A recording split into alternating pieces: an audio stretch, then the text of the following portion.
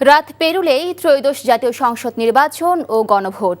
এরই মধ্যে নির্বাচন কমিশন তাদের সকল কার্যক্রম শেষ করেছে।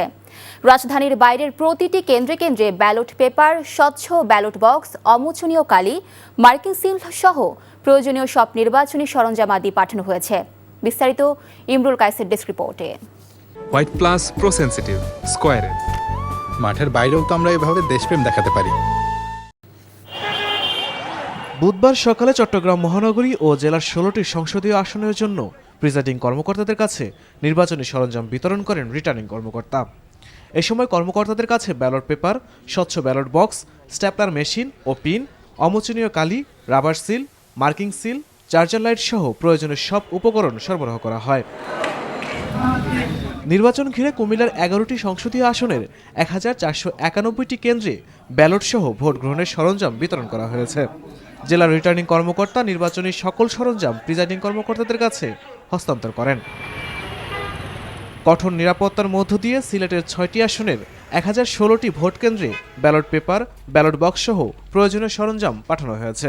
প্রিজাইডিং কর্মকর্তা ও আইনশৃঙ্খলা বাহিনীর সদস্যরা সরঞ্জাম গ্রহণ করে নিজ নিজ কেন্দ্রে যান। হোয়াইট প্লাস প্রো সেনসিটিভ স্কয়ারে মাঠের বাইরেও তো আমরা এভাবে দেশপ্রেম দেখাতে পারি। জাতীয় সংসদ নির্বাচন ও গণভোটের ভোট গ্রহণের জন্য রাজশাহীর কেন্দ্রে কেন্দ্রে ব্যালট পেপার সহ সকল সরঞ্জাম পাঠানো হয়েছে। ভোট কেন্দ্রের দায়িত্বে থাকা প্রিজাইডিং কর্মকর্তারা নিজ নিজ কেন্দ্রের সরঞ্জাম বুঝে নেন।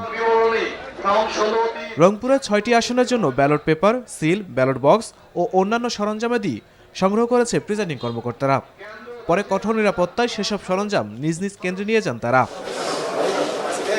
জাতীয় সংসদ নির্বাচন ও গণভোটকে সামনে রেখে রাঙামাটি, খাগড়াছড়ি ও বান্দরবানের ভোট কেন্দ্রগুলোতে নির্বাচনী ব্যালট পেপার সহ প্রয়োজনীয় মালামাল পৌঁছানো হয়েছে। ময়মনসিংহে আইনশৃঙ্খলা রক্ষাকারী বাহিনীর কঠোর তৎপরতায় কেন্দ্রে কেন্দ্রে পাঠানো হয়েছে ভোট গ্রহণ সামগ্রী। এছাড়া সারা দেশের প্রতিটি কেন্দ্রে কেন্দ্রে ভোটের সামগ্রী পাঠানো হয়েছে। Imrul Kayes, NTV news desk.